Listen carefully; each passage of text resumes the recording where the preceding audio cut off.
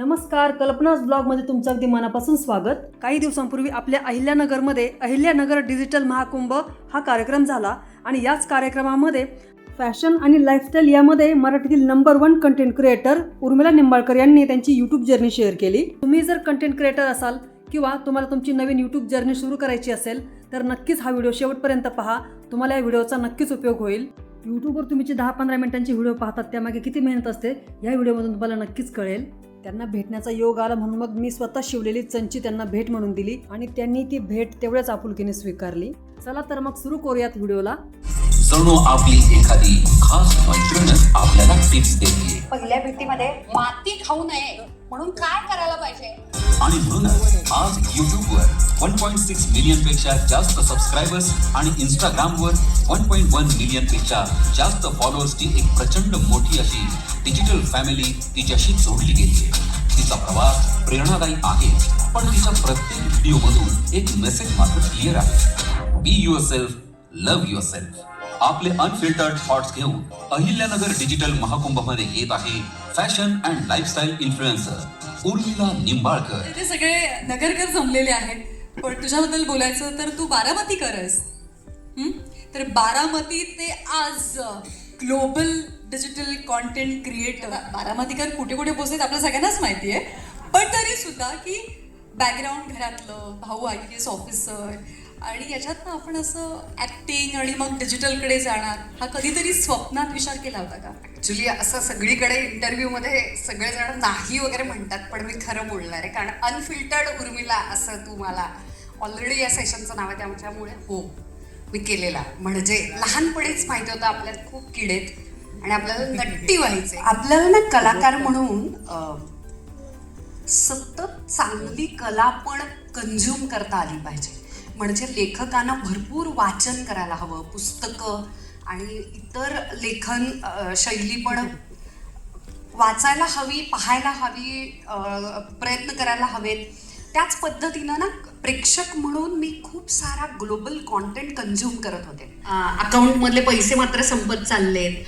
तर ना अशा वेळेला ना धीर धरणं म्हणजे खूप क्षणोक्षणी एक परीक्षा असल्यासारखं आहे. कारण साधी रेल्वे गाडी सुद्धा रूळ बदलताना प्रचंड घर्षण होतं आणि संघर्ष होतो. आणि इथं तर आहे ना आपण खूप वेगळ्या पद्धतीचा नवीन प्रवास सुरू करत असतो ना, तर अशा वेळेला त्या घर्षणातून जावं लागतं. कारण की नवीन क्षेत्रात, नवीन माध्यमामध्ये जरी सेमच उर्मिला असली, कारण मला असं वाटतं कलाकारांनी कधीच माध्यमाच्या प्रेमात नाही पडायला पाहिजे.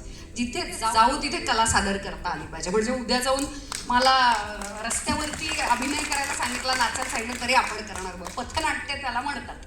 तर माध्यमं येणार, बदलणार, आपण ती पटापट स्वीकारून त्या माध्यमाची परत एकदा टेक्निकल बाजू, ते माध्यम लोक कसे कंझ्युम करतात त्याचा अभ्यास, आणि मग आपल्याला काय म्हणायचं याच्याशी प्रामाणिक राहून ती गोष्ट कशी सांगता येईल, त्या माध्यमामध्ये गोष्ट सांगण्याची काही वेगळी पद्धत असते का, या सगळ्याचा अभ्यास करून मग एक एक व्हिडिओ गणित, एक रील गणित, हळूहळू प्रत्येक वेळी नवीन कॉन्टेंट बनवताना नवीन चॅलेंज यायला लागतो आणि प्रत्येक कॉन्टेंट बनवताना प्रचंड शिकायला मिळतं. एव्हरी टाइम तो कोणत्या काळात आलाय, लेखक कशा पद्धतीनं लिहिलंय, ते प्रभावी संवाद आहेत का, आणि ना ते सगळं क्रिएटर जेव्हा स्वतःचा कॉन्टेंट करत असतो हे सगळं एकच सिंगल क्रिएटर करतो. त्याच्यामुळे त्याच्या कॉन्टेंटचं यशा आणि अपयशाचं पूर्ण श्रेय आणि नावं ठेवणे हे दोन्ही वाटायला येतं. दोन्ही पद्धतीचं क्रेडिट घ्यावं लागतं आणि ती खूप वेगळ्या पद्धतीची जबाबदारी आहे बरं का. आणि त्याच्यामुळे तू त्याला एक उद्योजकाला जशा पद्धतीनं त्याचा धंदा, दुकान, उद्योग, व्यवसाय बसवण्यासाठीचं जे आणि त्यासाठी जे थांबावं लागतं जोपर्यंत तुम्ही प्रॉफिटेबल होईपर्यंत, तोपर्यंत स्वतःमध्ये बदल करत राहावे लागतात, स्ट्रॅटेजी बदलावी लागते, सतत अभ्यास करावा लागतो, सतत पैसे जात असतात, येताना तर दिसत नसतात, या सगळ्यातून जावं लागतं. त्याच्यामुळे असं म्हणेन की वेगवेगळ्या ह्याचे वेगवेगळे चॅलेंजेस असतात, पण प्रत्येक कॉन्टेंट बनवताना एक छोटीशी पोस्ट, एक वाक्य लिहिताना पण सतत सावध राहावं लागतं आणि प्रत्येक याच्यातून सतत शिकायला मिळतं. त्यामुळे एव्हरीथिंग इज एक्स्ट्रीमली चॅलेंजिंग. वाटतं सोपं आणि फळं फक्त बघायला मिळतात ना, पण त्याच्या मागे अतिशय सिस्टमॅटिक, कॅल्क्युलेटिव्ह, अभ्यासपूर्वक, शांत राहून, ऑलमोस्ट बोर होतं कारण डेली ना लोकांना असं वाटतं शूटिंग म्हणजे मज्जा. तर खूप पाय दुखतात, खूप लिहावं लागतं आधी, आणि हे सगळे ना अभ्यासपूर्वक असल्यामुळे आयुष्यात अभ्यास कधीच चुकत नाही हे पण लक्षात यायला लागतं की खूप लिहावं लागतं. क्रिएटर्सना खूप चांगला लेखक असावं लागतं, खूप लिहावं लागतं की तुमचा थँक्यू कोणातरी खूप मनापासून म्हणजे काय पडलं. थँक्यू मित्रा, सगळं पटतंय. तू तुझ्यामुळे उद्या मला आणि छान येणार आहे. तुम्ही मोठे असाल तर दिसत नाही आहे तुमच्यामुळे.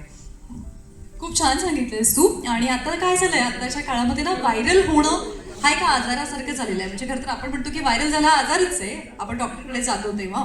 पण आत्ताचं सोशल मीडियावरचं व्हायरल होणं हे कलाकार असू देत पण सर्वसामान्य माणसाला सुद्धा हवं आहे, बरोबर की नाही? आणि त्यामध्ये जसं तू म्हणाली की खूप रिसर्च करावा लागतो, खूप मेहनत घ्यावी लागते, आणि आपण जेव्हा एक फेमस नाव होतो आपल्यावरती जबाबदारी आलेली असते. मी तुझ्या अनेक कॉस्मेटिक प्रोडक्ट्सबद्दल पाहिलेलं आहे, तू त्याच्या आधी खूप रिसर्च स्वतःवरती करते, काम करते आणि मग ते लोकांना सांगते. जर व्हायरल होण्याचं इन्ग्रेडियंट आज जर तुला विचारलं एक सक्सेसफुल कॉन्टेंट क्रिएटर म्हणून, तर तू काय सांगशील? काय रेसिपी आहे, कशामुळे लोक व्हायरल होऊ शकतात? ही जर मला कळली असती तर मी माझा प्रत्येक व्हिडिओ व्हायरल केला असता की नाही. पण होतो असं तुला वाटतं? कोणाकोणाला असं वाटतं की उर्मिलाचे व्हिडिओ व्हायरल नाहीये? तिचे सगळे व्हिडिओ व्हायरल आहे आणि ते कुठे ना कुठेतरी कुठल्या तरी स्टोरीमध्ये असतात, कुठल्या तरी ग्रुपवरती येत असतात. मी लई पैसे कमवले असते बाय द वे, असं जर असतं तर प्रत्येक असं ब्रँड कडून वगैरे. म्हणजे आज माझ्याकडे म्हणजे रचनाला विचारून की एवढ्या पैशांचं काय करू रचना, असं वगैरे मी कॉल लावले असते. कॉन्टेंट व्हायरल होण्याचं काहीच सिक्रेट इन्ग्रेडियंट नाही आहे. पण तरी आता तू विचारशील तर त्याचं कारणच असं, कोणालाच माहीत नाही आहे ना काय होईल. म्हणजे जी स्ट्रॅटेजी एखाद्या ॲपवरती प्लॅटफॉर्मवरती शॉर्ट फॉर्मॅट कॉन्टेंट, म्हणजे जो आपण उभा व्हिडिओ पाहतो, लॉंग फॉर्मॅट कॉन्टेंट, आडवा पाहतो, मोठा पाहतो, लॉंग फॉर्मॅट, याची आत्ता कळली आहे, त्याचा विषय कळलाय, अशा आपण मांडणी लोकांना आवडते असं वाटतं, तितक्यात बदलायला लागतं सगळं.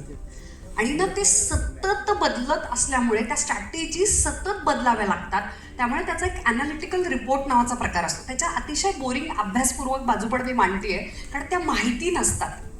कसं असतं ना की मला त्याचं पण खूप वाईट वाटतं की काय इंस्टाग्रामवर तुम्ही रीला बनवता, नाचता आणि झालं तुम्ही व्हायरल होता.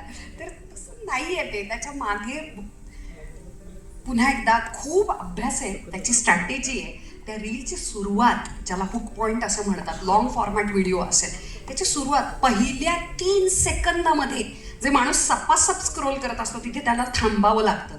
त्याच्यामुळे व्हिज्युअल हुक असो, साऊंडचा हुक असू शकतो, तुमच्या बोलण्यातून येणाऱ्या त्या शब्दांमधून पहिलं वाक्य असू शकतं, लाईट्स असतात, ऑब्जेक्ट्स असतात, सेटअप असू शकतो, फ्रेम्स आहेत.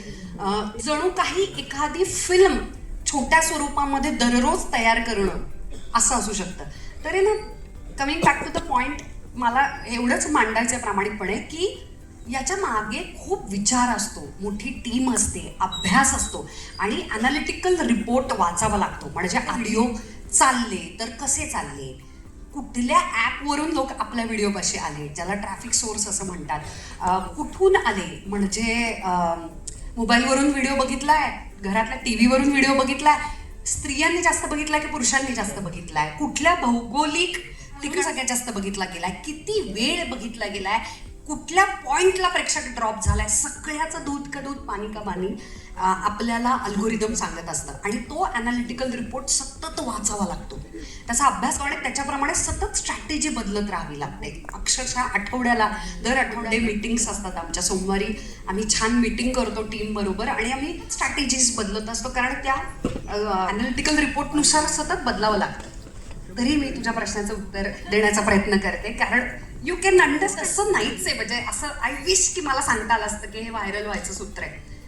पण तरी त्यातल्या त्यात 2 गोष्टी मी अशी सांगेन की हे सतत वर्क होतं, याला काहीच हे नाही. तुम्ही कुठल्या ॲपवर काय करताय, तुम्ही पुस्तक लिहिताय, सिनेमा लिहिताय, बनवताय, तुम्ही रील बनवताय, तुम्ही यूट्यूबवरती आहात, OTT, नेटफ्लिक्स, सगळीकडे हाच नियम आहे. म्हणजे एक म्हणजे आपल्याला काय म्हणायचं याच्याशी प्रामाणिक राहणं, आणि दुसरं म्हणजे प्रेक्षकांना काय पाहिजे हे अतिशय रिअलिस्टिकली मान्य करणं, की हे नाही बघायचं आहे लोकांना आणि त्यांना हे बघायला आवडतं.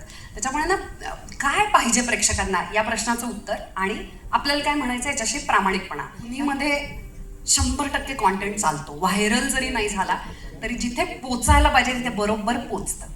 रीच मिळतो खूप चांगला आणि कनेक्ट होता तुम्ही, बरोबर की नाही? आणि तू तर सगळ्यांशीच कनेक्ट झाली आहे, म्हणजे की तो प्रॉडक्ट आउट ऑफ स्टॉक जात आहे आणि त्याने मला खूप छान वाटलं की अरे मराठी क्रिएटर म्हणून आपल्याला खूप सिरियसली घेतलं जात आहे. नॅशनल लेवलला यूट्यूब आणि गुगलकडून खूप अपॉर्च्युनिटीज मिळत आहेत, तर ते खूप कौतुकास्पद होतं. खूप छान. मलाही खूप अभिमान वाटतो की हो, उर्मिला असं छान काम करते आणि तुला बघून अनेक अभिनेत्री ज्या आहेत इन्स्पायर झाल्यात आणि मग अनेक कलाकारांनी आपले यूट्यूब चॅनल सुरू केले. तर क्रेडिट जातं त्याचं उर्मिलाला.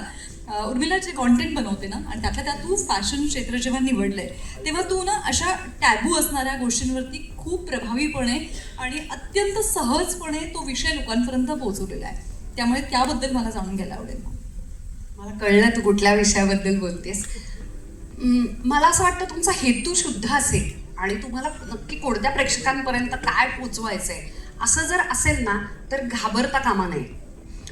त्याचं कारण मी कुठच्याच जात, धर्म, पंथ, पॉलिटिकल पार्टी कोणालाच मी दुखावत नाही आहे, कोणाच्याच भावना दुखावत नाही आहे. आणि फक्त शिक्षण होणं, नॉलेज पसरणं सगळीकडे एवढाच चांगला हेतू असेल ना तर लोक पण खूप सपोर्ट करतात. आणि त्याच्यामध्ये अक्षरशः स्त्रियांच्या अंतर्वस्त्रांपासून फायनान्शियल मॅनेजमेंट, बाई मुद्द्यावर यापर्यंत खूप साऱ्या वेगवेगळ्या विषयांवरती आम्ही बोललेलो आहोत, हायजीन आणि या पद्धतीच्या. तर आहे ना मला असं केल्यानंतर मला कळतच नव्हतं की याच्यात काय वाईट आहे. मी एक स्त्री आहे, ते अतिशय महत्त्वाची गोष्ट आहे ही. ओके. आणि याच्याविषयी कधीच कोणी बोलत नाही आणि स्त्रिया बिचाऱ्या सहन करतात, डिस्कम्फर्टमधून जात असतात आणि त्याची खरेदी किंवा ते कसं घालावं, कसं वापरावं, त्याचे साईजेस ओळखणं हे किती मायेनं आणि प्रेमानं आणि मैत्रिणी जशा दुसऱ्या मैत्रिणीला ये आणि माझी माया करते ना आणि अतिशय करुणेनं आणि गोड हेतूनं केलेलं ते असल्यामुळे सगळ्या पद्धतीचे मी ते व्हिडिओज केले. आणि ते करताना एवढी सुद्धा भीती नाही वाटली कारण की माझं इंटेन्शन खूपच स्वच्छ आहे. आणि डिजिटल ताकद आहे ना ती व्हिडिओ. आपण आपल्या प्लॅटफॉर्मवरती आपल्याला जे बोलायचं आहे ते छान प्रामाणिकपणे म्हणू शकतो, तर त्याच्यात काय हरकत आहे. खूप छान. आणि मला सांग की कधी असं झालं की एखादा कॉन्टेंट खूप म्हणजे खूप मेहनतीने केलं आणि खूप अपेक्षा होती की अरे हे आता जाणार, हे लोकांना भेटणार, पण अगदी विरुद्ध त्याचा रिझल्ट जो आहे तो आला आणि मग त्यावरती ब्रेन्स भेटलं किंवा हे लोकांना नाही पचलं? खरं सांगू का, खूप जास्त मेहनत घेतलेले व्हिडिओज असतात ना, मला असं वाटतं आयुष्यात आता पण क्रॅक केलेले हे इतके तास म्हणजे पूर्ण दिवस गेला आहे, त्याच्यानंतर पण खूप आठवडे त्याचं प्रिपरेशन चालू आहे, रिसर्च, रायटिंग, कडक शॉर्ट डिव्हिजन वगैरे केलेलं आहे आपण. आणि आपण असंख्य कपडे बदलतोय, वेगवेगळे शॉर्ट्स घेतोय, असं करून जे बनवलेलं व्हिडिओ आहे आणि असं वाटतं की हे तर चालणारच आणि ते चालत नाही. बऱ्याचदा अजिबात चालत नाही. आणि हे आपलं एक म्हणणं आहे नेहमीप्रमाणे, तसंच एक म्हणणं या शुक्रवारी पण टाकूयात आपण किंवा रोज इंस्टाग्रामवरती. असं टाकल्यानंतर ते असं 13 मिलियन वगैरे जातं आणि बसत काय. म्हणून ते तुझा जो पहिला प्रश्न आहे व्हायरल याचा सिक्रेट काय, तर ते न करण्याचं कारण की ना त्याचा अभ्यास दररोज चालू आहे. पण एक गोष्ट माझ्या असं लक्षात आली की खूप लोक जे आता परत एकदा आपल्या सेशनचं नाव आहे अनफिल्टर्ड उर्मिला, मला असं वाटतं ना तुमच्या मनामध्ये काही दुखवण्याचा हेतू नाही आहे, शुद्ध हेतू आहे, तर ना खरं बोललं पाहिजे. खूप सारे लोक काय चांगलं नाही, म्हणजे मला हे सांगायला खूप आवडेल. एक ब्रँड आहे, आता मला मी त्यांचं नाव नाही घेऊ शकत कारण आता ते परत लिगल डिस्प्यूटमध्ये तेच चालू आहे. मी त्याच्यावरती पैसे घालवलेत, खूप सारे वकील वगैरे. मला आयुष्यात वाटलं नव्हतं की आपण, आणि इतका सकारात्मक कॉन्टेंट मी बनवते, पण कधी कधी जे चांगलं प्रॉडक्ट नाही आहे त्याच्याविषयी बोललं पाहिजे. आणि मी ते बोलताना पण म्हणत होते की मला खूप आवडेल ब्रँडनं याच्यामध्ये बदल केले तर आम्हाला ग्राहक म्हणून वापरताना खूप मजा येईल. पण इतक्या चांगल्या ह्यानं करून सुद्धा त्यांनी फुल नोटिसा, बॅक अँड फोर्थ मेल्स चालू आहेत, वकिलांना पैसे देणं चालू आहे. तर अशाच वेळेला फॅशनमध्ये पण जे नाही घालायला पाहिजे, नाही करायला पाहिजे असं पण कॉन्टेंट आम्ही जे करतो की जे प्रॉडक्ट चांगले नाही आहेत आणि त्याच्याविषयी बोललं पाहिजे, तर ते एक प्रकारचा खूप मोठ्या मोठ्या कंपन्यांची पंगा घेणं आहे. पण ते घेतल्यानं लोक अप्रिशिएट करतात कारण तुमच्यासाठी ब्रँडपेक्षा प्रेक्षक खूप जास्त महत्त्वाचं. ब्रँड येतात आणि जातात, चांगले ब्रँड तुम्ही प्रामाणिकपणे काम करत असाल तर भरपूर ब्रँड्स येतात, भरपूर पैसे मिळतात. प्रेक्षकांच्या प्रामाणिक राहायला पाहिजे. हा व्हिडिओ इथपर्यंत पाहिला असेल आणि मनापासून आवडला तर व्हिडिओला एक लाईक नक्की करा आणि हा व्हिडिओ जास्तीत जास्त शेअर करा. आणि हो, प्रत्येक गोष्टीतून काही ना काही चांगलं घेण्यासारखं असतं. तर ह्या व्हिडिओमध्ये तुम्हाला कोणती अशी चांगली गोष्ट सापडली की ती तुम्हाला कमेंटमध्ये शेअर करावीशी वाटते तर नक्की कमेंटमध्ये शेअर करा. चला तर भेटूया अशाच एका छानशा व्हिडिओमध्ये. तोपर्यंत खुश राहा, मस्त राहा.